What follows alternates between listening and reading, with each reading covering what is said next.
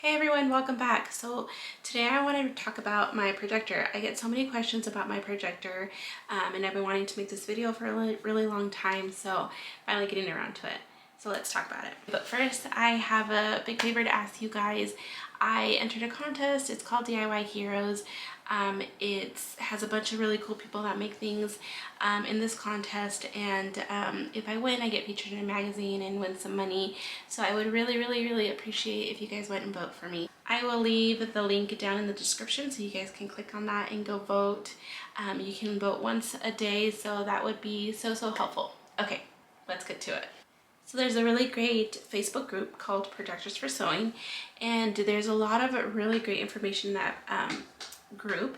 There's a lot of really helpful people. If you're having trouble with calibration or having trouble figuring out what projector you should get for your sewing space, there's so much good information and a lot of helpful people. So definitely go check that out. I will link it down in the description so you can easily find it. So when you're finding a projector for your sewing space, there's a couple things that you want to consider. First of all is where you're going to mount or have your projector. So there's a few options for projectors, and it depends on what kind of setup you have or you're gonna have. So do you have high ceilings? Do you have low ceilings? Are you gonna mount it on to your table? Like some people have like just a little shelf above their sewing space, and it will just project onto the sewing space from this little shelf that they have. If you don't have like the option to mount it to the ceiling.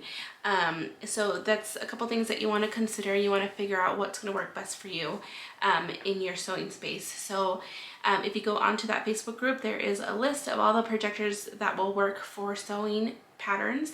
Not every projector will work. Like if you have some people have projectors lying around that they try to use, that doesn't work. So you'll need to get one that's is going to be compatible with those sewing patterns. Also, this is probably a little obvious, but you'll want to be in a room where you can make it dark. I have a big window back here, but I'm able to shut the blinds and get it dark enough so that it projects pretty good. If I'm honest, even when I don't have the lights off or if it's daylight, I still can see pretty good the images that are being projected. But if you have it like in an open space, like I know sometimes some people don't have like a specific place for sewing, and it could just be your living room or your kitchen, you'll want to consider that you want it to be pretty dark so that you can see those images, or if you're like me who sews a lot of the time at night when the kids are asleep, then it won't really be a problem. But just some things to consider.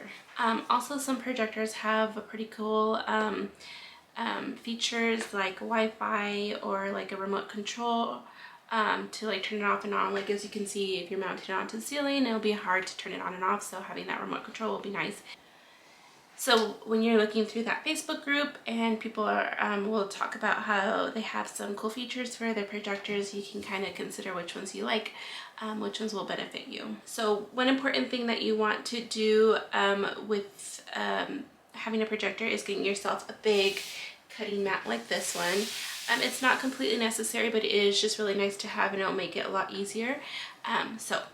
You don't have one of these, definitely grab one of these because it'll make your life a lot easier.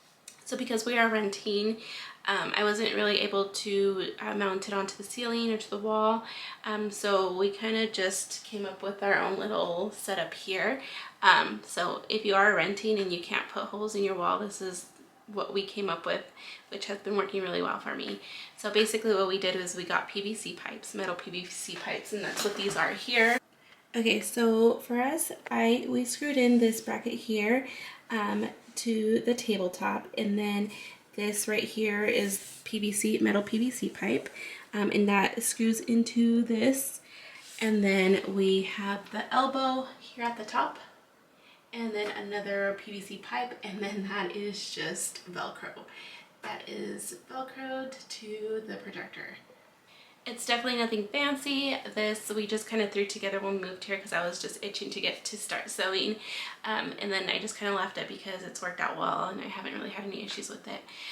So however it is that you're gonna mount it, just kind of figure that out. Alright, so now let's get this thing on and let me show you how to project it. So one thing you're going to want to get first is a grid like this, and I got mine from the Projectors for Sewing Facebook group. A lot of patterns that have a projector file come with a grid like this, but I just keep this one in my folder for patterns just so it's always handy. And as you can see here, this here looks really similar to my cutting mat here, and that's why I said it's pretty important to have a cutting mat like this, and I'll show you why in just a sec. So your projector will come with a HDMI cord. If you are going to have it to the ceiling, you might want to buy a longer one. Okay, so now I plugged it in and it's projecting what's on my computer. So now what we want to do is we want to what we call calibrate it. And to do that, we want to line up the lines from the grid here onto the grid on my cutting mat. And as you can see here, I don't have a full screen, so I want my grid to be the entire screen. So I'm going to press Command L, and this is because I have a Mac. Okay, so now the full screen is the grid. So now we're going to adjust our zoom so that we can get the correct zoom that is going to line everything up and make it look perfect. So let's do that. I forgot to mention that we're going to be doing this in Adobe. So in Adobe, the way that you correct or start to calibrate correctly is you're going to move this number here. So it was too small. So now I'm going to go up. I was at 30, so I'm going to do 35 and see where that lands me at. So let me move this out of the way. Okay, I just wanted to zoom it in a little bit so you can see here the actual number. So it's this right here.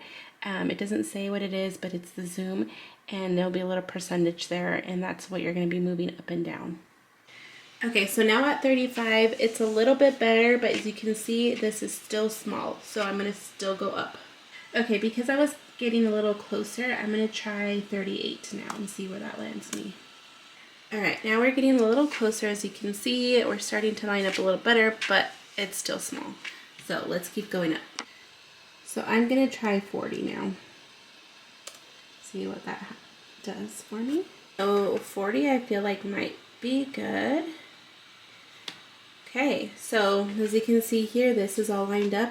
And now we want to make sure that all of our other lines are lining up. And I feel like this looks pretty darn good. Over here you can see it's a little off, and we can just kind of move things around, and I feel like it makes a difference. But I'm not really too worried about it being a little off. I think it's pretty good. So now that I have everything lining up pretty good, I know that this is going to be the correct sizing for the pattern. If you didn't have a cutting mat like this, you could also just kind of start to measure out what you need to measure out and see if that's working, or if that's working, if your squares are the appropriate size. But that will take a little longer, but that is an option if you didn't have a cutting mat like this. Also, this number here doesn't need to be like 40, 41. It could be 41.3. It could be 41.5. You can move it as little or as much as you need to in order for you to get those correct lines to line up. So you have a lot of wiggle room in that.